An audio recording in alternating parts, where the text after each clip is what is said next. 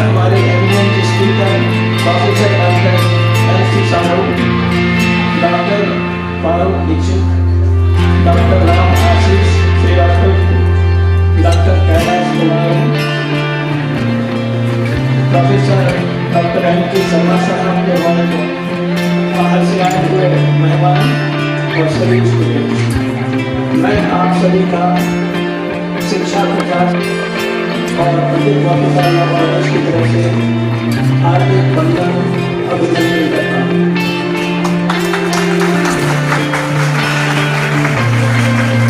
यदि भारत वर्ष का नक्शा देखना है तो ये वक्षस्थल की तरह से दिखाई देता है और उसमें छतरपुर जिला उस वक्षस्थल में धड़कता हुआ हृदय, और हम लोग हृदय से भी ज्यादा सोचते हैं।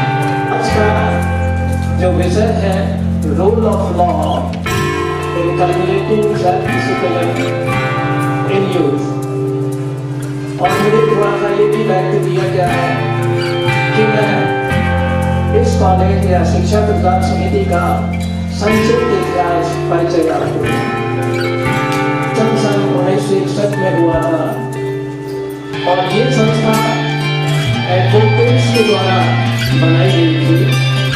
उसमें मुख्य रूप से श्री मोहरा सिंह जी एडवोकेट, श्री श्रीनिवास जी सिंह एडवोकेट, श्री पराकर साहब एडवोकेट, काले साहब एडवोकेट, श्री नारायण जी खरे एडवोकेट और माधुरी साहब जी एडवोकेट, उन्होंने इस संस्था को जन्म दिया।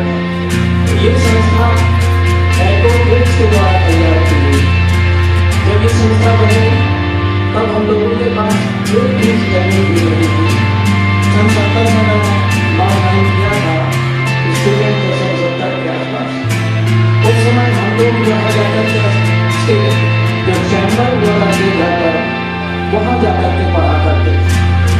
उसके बाद यहाँ पर महाराजा कॉलेज के जो प्रिंसिपल थे डॉक्टर हरिराम मिश्र जी, उनसे निवेदन किया कि हम लोगों को एक कमरा जो है वकीलों को पढ़ने के लिए दिया जाए, क्लासेस लगती हैं और एडवोकेट्स जो है कोर्ट से पहुँच करके हम लोगों को पढ़ाया करते थे। और इस प्रकार से धीरे धीरे ये कॉलेज चलता रहा। इसके बाद विष्णु प्रसाद जी श्रीवास्तव में और इस जमीन को दान देने के बाद फिर ये धीरे धीरे कॉलेज तैयार हुआ।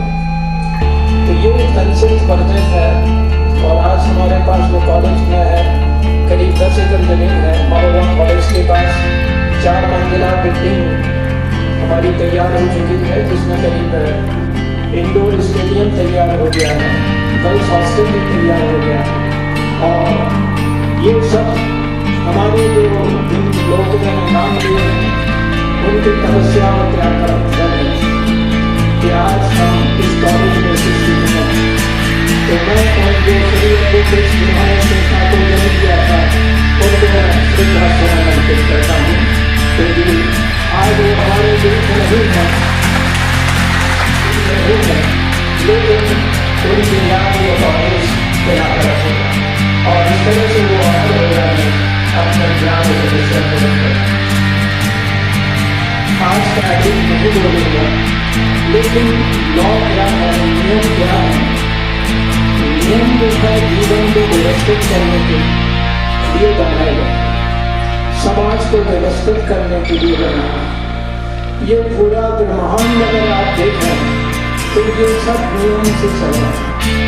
पृथ्वी 24 घंटे में एक परिक्रमा लगा देती और इसके बाद से दिन और रात होती। पृथ्वी सूर्य का एक चक्कर 12 महीने में लगाती, जिससे ऋतुओं होती। तो जब पूरा ब्रह्मांड नियम से चल रहा है तो हमें भी नियम से चलना चाहिए, क्योंकि हम भी उसी ब्रह्मांड के विकास की। तो नियम का हमको फॉलो करना चाहिए।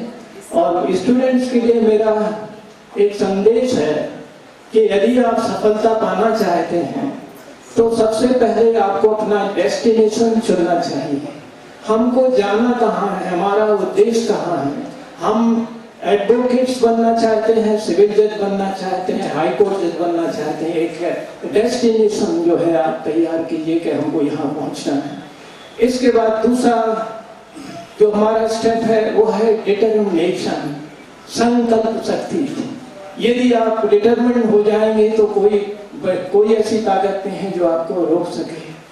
तो डिटर्मिनेशन के बाद फिर है डेडिकेशन। हमको अपने काम के प्रति पूरी तरह से समर्पित हो जाना चाहिए। और समर्पण के बाद इसके बाद फिर आता है डिवोशन। हमको उसमें पूरी तरह से लीन हो जाना चाहिए। और ये अगर आप अपना लेंगे तो आपके अंदर अपने आप ही डिसिप्लिन जो है उत्पन्न हो जाएगा। तो बहुत अधिक समय न लेते हुए मैं आप सभी लोगों का पुनः स्वागत करता हूं। जो हमारे अतिथि आए हुए हैं उनका वंदन करता हूं। वायलेशन हो, आपके साथ डिस्क्रिमिनेशन हो रहा तो then courts are always welcome. So see the hierarchy. The Constitution talks of three things. One, the legislative body, जिसको हम कहते हैं हमारी संविधान, कानून बनाने की शक्ति। जैसे भी कानून बनाने के स्पेशल सेशन चल रहा है, बात हो रही 18 से 22 सितंबर तक स्पेशल सेशन चलेगा। दो महत्वपूर्ण बिंदु आ रहे हैं। क्या इंडिया दैट इज भारत हो या भारत हो? अब ये तो आपने अपनी इच्छा बता दी। अब हमारे जो नीति निर्धारक हैं वो किस कंसेंसस पर पहुंचते हैं उस पर डिपेंड करेगा। Now come article 1 of the constitution of India, very much object. If we read in English then we find the constitution of India, और हिंदी में भारत का संविधान। अंदर जाते हैं, जब हम संविधान के प्रस्तावना की बात करते हैं तो प्रस्तावना में जाते हैं, वहां भारत की बात होती है। भारत के संविधान के अनुच्छेद 1, इंडिया दैट इज भारत। अब मैं संविधान सभा की तरफ आपको लेकर चलता हूं। संविधान सभा 2 साल 11 महीने 18 दिन की लगातार मशक्कत के बाद हमारा संविधान बना। संविधान सभा में कई महत्वपूर्ण लोग थे। प्रारूप समिति के अध्यक्ष डॉक्टर अम्बेडकर थे। उनके अलावा 389 लोग थे जिन लोगों ने इस ड्राफ्ट को, इस संविधान को हमें दिया, जहां पर रहने की इक्वालिटी की बात करते हैं, डिस्क्रिमिनेशन नहीं होगा किसी का लिंग के आधार पर, जात के आधार पर, धर्म के आधार पर, उसके किसी भी अन्य प्रकार के धर्म के, जेंडर के आधार पर। वो संविधान, उस संविधान में जब बातें आई, ये जानना इसलिए जरूरी है कि कहां से बात आई, आपको यह जानना जरूरी है। गोविंद बल्लभ पंत भारत के सिवाय कुछ नहीं चाहते थे। एच.डी. कामत ने बहुत कोशिश की कि देश का नाम भारत ही रहे, लेकिन कुछ ऐसे लोग थे, जो नजरुद्दीन सिद्दीकी जी थे, जो संयुक्त राज्य भारत का उन्होंने सुझाव दिया था। कुछ लोग थे कि इंडिया नाम चूंकि पूरी दुनिया में फेमस हो चुका है, we have started dealing with the neighboring countries, foreign countries, और foreign soil when we talk, we don't say Bharat, we say India, इसलिए इंडिया दैट इज भारत कर दीजिए। संविधान सभा की बहस में देखिए, 74 साल पहले आज से 18 सितंबर 1949 को 1949 में संविधान सभा में पहली बार देश के नामकरण पर चर्चा हुई। समिति ने नाम सुझाए। अब सेठ गोविंद दास जी ने क्या कहा? सेठ गोविंद दास जी बरार के रहने वाले थे। उन्होंने कहा धरती का सबसे पुराना नाम, आवाज नहीं आई, धरती का सबसे पुराना नाम भारत है, और भारत का वर्णन कहां मिलता है? पुराणों में मिलता है, उपनिषदों में मिलता है, वेदों में मिलता है, ग्रंथों में मिलता है, धर्मशास्त्रों में मिलता है। ये डिबेट वहां चल रही थी। कमलापति त्रिपाठी जी ने भारत को कहा कि जैसे जब हम बच्चे का नामकरण करते हैं, एक बड़ा पवित्र शुद्ध नाम खोजते हैं, खोजते हैं। इस कॉलेज का नाम भी पंडित मोतीलाल नेहरू कॉलेज बनाया गया सोच के महापुरुष के नाम पर। तो कहते जब बच्चे का नाम है, जैसे बहुत शुभ नाम होना चाहिए, अपीलिंग नाम होना चाहिए, नक्षत्रों के अनुसार नाम होना चाहिए, और ऐसा नाम होना चाहिए जिससे पॉजिटिव एनर्जी मिले। कमलापति त्रिपाठी जी ने कहा, अरे जिसकी तालियां नहीं बज रही है, मैं समझ रहा हूं कि वो जो है इस डिबेट में पार्टिसिपेट नहीं कर रहे हैं।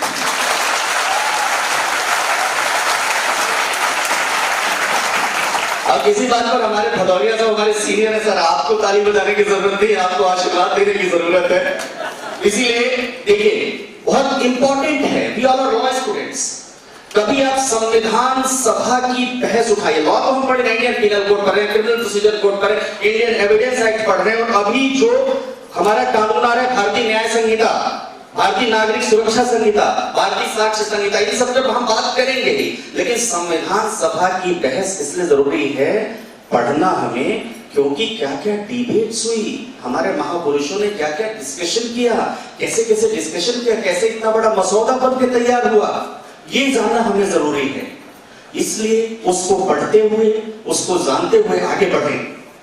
अब देखिए, कानून एक निवारक तंत्र के रूप में योगदान देता है, न्याय और निष्पक्षता को बढ़ावा देता है।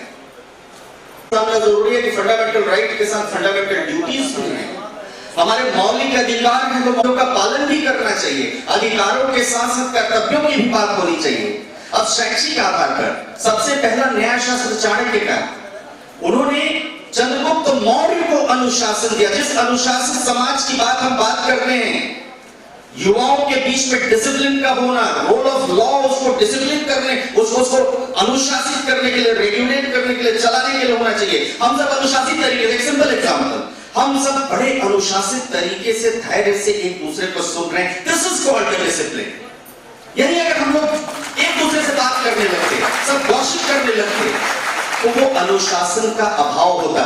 ये अभाव हमें लॉ से मिलता है, और लॉ कॉमन सेंस की बात करता है, और कॉमन सेंस हमारे डेली का बिहेवियर्स हैं। क्या हमें सम्मान के साथ रहने का अधिकार कि हम सम्मान के साथ रहें, राइट टू लाइव करने की संवैधानिक जिम्मेदारी सरकार की होती है कि हर एक देश के इंडिविजुअल की रक्षा करे, उसको सम्मान के साथ रहने का अधिकार दे, और उसके किसी अधिकार का अगर वायलेशन होता है तो तुरंत कानूनी रूप से उसके ऊपर कार्यवाही।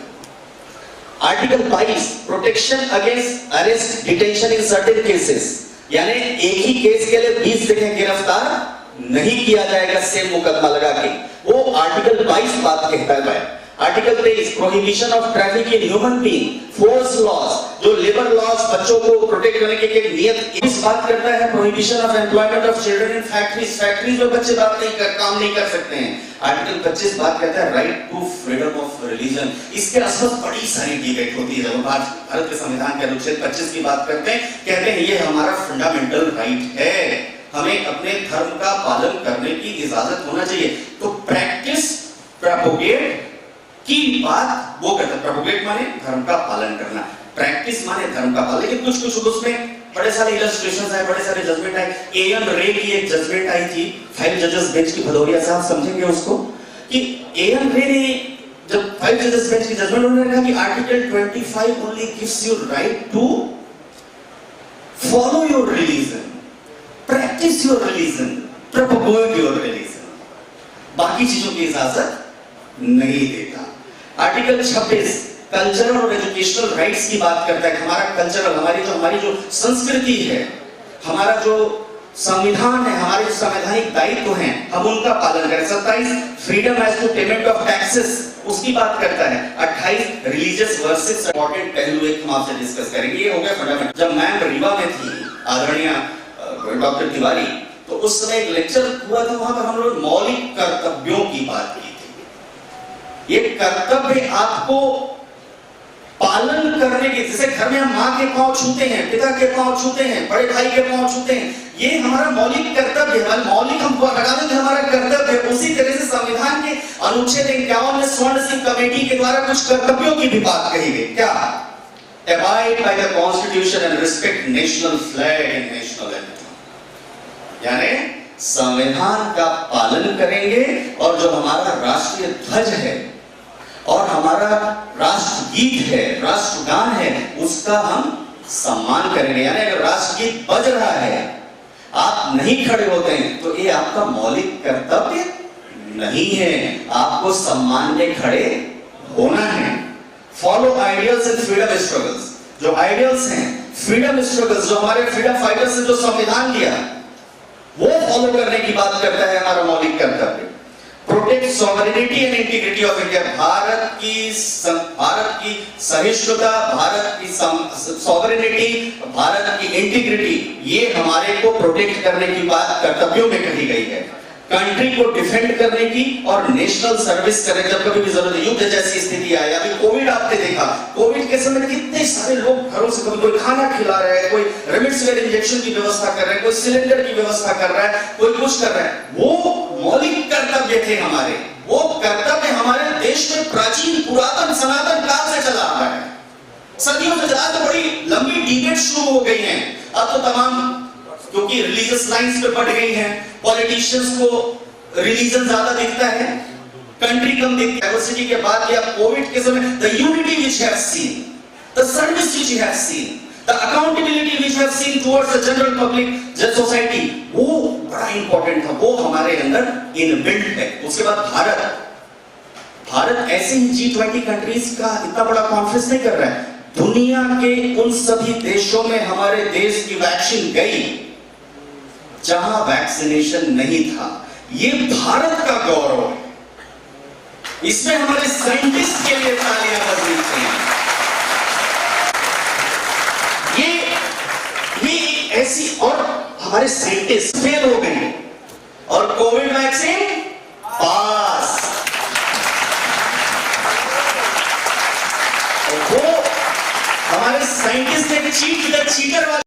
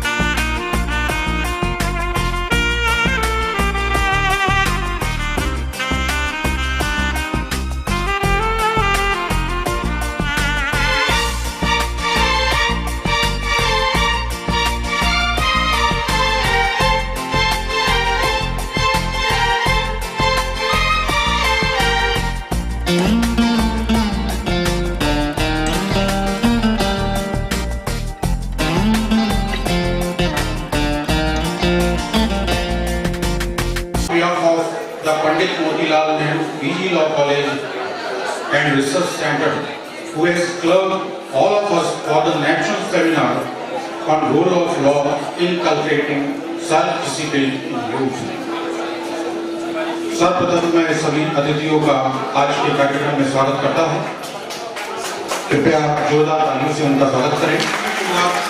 जैसा कि हमारी भारतीय परंपरा है उस अनुसार पुष्प अर्पण कर एवं उनके चरण वंदन कर और दीप प्रज्वलित कर कार्यक्रम की शुरुआत की जाती है, जिसके अनुसरण में मैं सभी मंच आसीन अतिथियों से अनुरोध करता हूँ कि वे आएं और दीप प्रज्वलन कर और मां सरस्वती के चरणों में पुष्प अर्पित कर कार्यक्रम की शुरुआत करें। मंगलम भगवान विष्णु मंगलम ध्वजा मंगलम पुंडरीकाक्ष मंगलानि नमस्तुते या कुंडे श्वेत पद्मासना या ब्रह्माच्युत शंकरा प्रभृतिर्देवैः सदा वंदिता सा मा पातु सरस्वती भगवती निशेष जाड्यापहा। हे मैया रानी तेरी आरती गाऊं माता आरती गाऊं, हे मैया रानी तोरी आरती गाऊं। प्रत्यक्ष दीपम दर्शयामि धूपम दीपम दर्शयामि।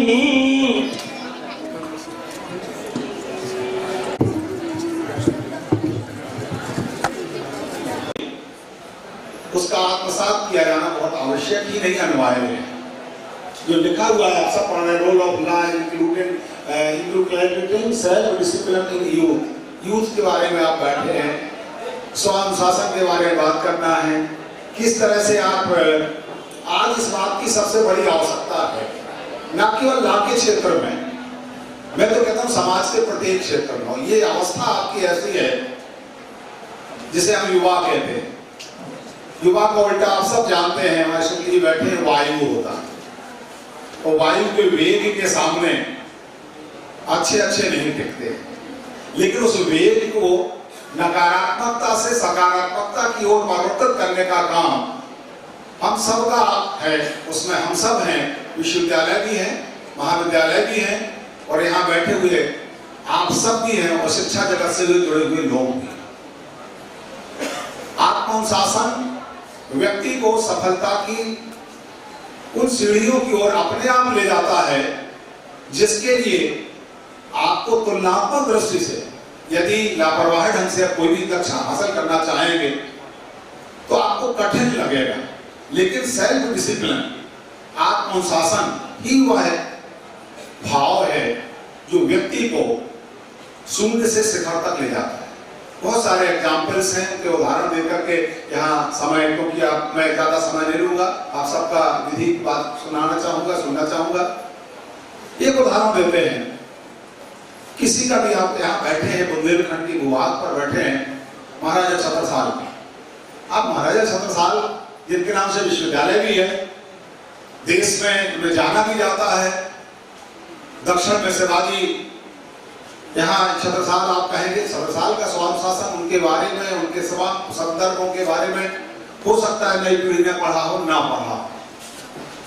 मैंने एक शब्द प्रयोग किया, शून्य से शिखर तक। छत्रसाल एक ऐसे योद्धा हैं, ऐसे जननायक हैं जिन्हें विरासत में सत्ता नहीं मिली। आप कहेंगे राजा कैसे बन गए? आप सबको पता होगा उनका किस्सा चंपत राय, न्याय की खातिर, आप सब विधि के विद्यार्थी हैं, न्याय के लिए लड़ते हैं। उन्होंने न्याय के खातिर, चंपत राय जी ने उन्हें तत्कालीन व्यवस्था ने बागी घोषित कर दिया था और उसी ऐसी अवस्था में जंगल में भटकते हुए सगे संबंधियों के त्यागने के बाद में बिंदुओं को दे रहा हूं केवल संक्षेप में, संघर्ष करते हुए जंगल में उनका जन्म हुआ। आप सबको पता है, मैं कहानी नहीं सुनाना चाहूंगा। और जिनके पिता का जो प्राणांतक है वो हमारा सुनाने के लिए, इसलिए समसामयिक बहुत जरूरी है। चंपत राय और रानी सारंदा जो प्रेमचंद की कहानी, उसको पढ़ लीजिए। मैं तो शहर उठता हूँ उस छत्राणी को प्रणाम करते हुए, आतताइयों से घिरने के बाद वो अपने बीमार पति को अपनी कटार से स्वयं उनका प्राणांत करती है और स्वयं अपना प्राण कर लेती। सोचिए तो, ऐसे मां और पिता के पुत्र थे महाराज छत्रसाल, जिनको विरासत में कुछ नहीं मिला, लेकिन उनके अंदर जो भाव था, जो स्वानुशासन था, उनके अंदर जज्बा था, इस मिट्टी से प्रेम था, न्याय के प्रति जो लगन थी, न्याय केवल, आप सब जानते हैं न्याय के विद्यार्थी बैठे हैं, कॉन्स्टिट्यूशन से, तमाम सब संदर्भ से, लेकिन नेचुरल जस्टिस भी है। हमें तो और भी वो रहता है कि साहब दबदबा है। ये क्रिकेट मैच चल रहा था, हम लोग खेल रहे थे, तो एक हमारे परिवार के ही होते साथ के, उन्होंने मुझे काफी चिढ़ा दिया खेल में। तो मैं गुस्से में मैदान छोड़ के चला गया कि मैं अब फादर से जाके अपनी शिकायत करता हूँ। मेरे फादर को जाते ही अपनी शिकायत की कि उन्होंने मेरे साथ ऐसा किया। उन्होंने मुझसे बताइए क्या कहा, बोले तुम्हें रोना है तो घर बैठो, खेलने के जाने की जरूरत नहीं। उसी वक्त ब्रेक लग गया कि मुझे एनकरेजमेंट नहीं मिला कि मैं और शिकायत करूं या रोना गाना रखूं। उन्होंने कहा खेलना है तो रोना है तो मत जाओ। आज तक कई चीजें ऐसी हमारी लाइफ में होती हैं जो कि बहुत महत्वपूर्ण रहती है। उस समय बुरा तो लगता है, लेकिन ये हमारे फायदे के लिए होती है और हमारे बुजुर्गों का, हमारे सीनियर्स का हमारे साथ ये अधिकार होता है। देखिए, हम लोग जैसे आपस में और किसी को कुछ कहें तो बुरा नहीं लगना चाहिए, क्योंकि वो हमारे हितैषी के रूप में हमको एक सलाह दे रहे हैं और माने ना माने ये आपके ऊपर है, बट उसको एक्सेप्ट करना हमारी ड्यूटी रहती है। हमको एक्सेप्ट लाइफ में कई चीजें करना चाहिए जिससे कि, और एक बात और है, अब देखिए कि अगर हम किसी की मजाक उड़ाते हैं तो काफी मजा आता है, जब कोई हमारी उड़ाता है तो काफी बुरा लगता है। तो हमें अपने ऊपर भी हंसना चाहिए थोड़ा लाइफ में, और काफी कई चीजें लाइटली लेना चाहिए। Everything is not taken seriously, because if you take everything seriously, then you know you're always in tension, and you should be working. Appreciate your work, enjoy your work, enjoy your duty. And if you enjoy your work and duty, I think things will be much easier for you in life. मैं आप सभी मेरे board के हमारे सम्मानीय मेहमान आदरणीय भदौरिया जी का, आदरणीय शर्मा जी का, योगेंद्र प्रताप सिंह जी, सभी का, आदरणीय शुक्ला जी, सबका मैं आभार व्यक्त करता हूँ। आशा करता हूँ कि इसी प्रकार हम लोगों को मार्गदर्शन देते रहें और आप हमारे सभी स्टूडेंट, हमको ये काफी बहुत प्राउड है कि हमारे कॉलेज के, इस इंस्टीट्यूशन के जो हमारे स्टूडेंट्स हैं काफी बड़े बड़े पोस्टों पे पहुंचे हैं, और आप जो यहाँ पर मौजूद हैं, हम सभी की शुभकामनाएं हैं कि आप लोग भी अच्छी अच्छी पोस्ट पर पहुंचे। बहुत बहुत धन्यवाद। जय। Types of discipline, that is the boundary based disciplines, and the fourth one is the behavior modifications, how you change your behaviors towards the other, and that is the positive and negative consequence which you are removing. What are the negative and positive consequences, and these negative consequences you have to remove. That is the third types of self-disciplines which we are doing. The next is the what is the role of discipline in the life of modern youth. How the self-disciplines are useful in the life of the youth. This self-discipline is very like the very honest, hard-working, motivated, and encouraged while doing any task. What the tasks you are doing, this self-discipline is helping to solving their problems and preventing from the other factors. So the self-discipline are helping to solve your daily life problems. Whenever you are self-disciplined, then your problem are solving very easily. There are some steps to maintain a self-discipline. There are some steps in which you maintain the self-discipline. The first steps towards the maintaining the self-discipline is set your goals. Firstly, you have to set your goals regarding the self-discipline and choose your short-term and long-term goals. what are your short-term goals, what are your long-term goals, and working on achieving these goals, whether it are short-term or long-term. So first you have to choose a goal. Second is the do meditations. The meditation is the one of the best way to change.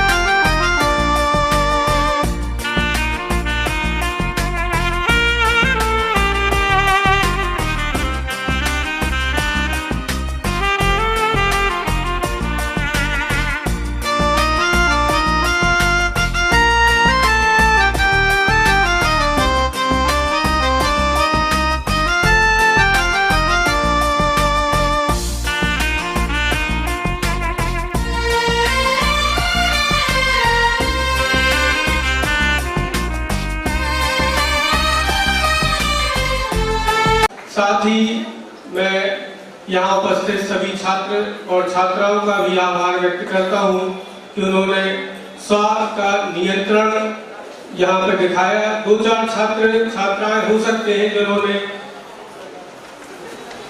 इस सभा में विघ्न डाला हो या थोड़ा बहुत disturbance किया हो, लेकिन उन 2-4 छात्रों के कारण मैं आप लोगों के जो सहयोग रहा उसके लिए किसी भी प्रकार से ये नहीं कह सकता कि आप लोगों ने सहयोग नहीं किया। इसके लिए आपको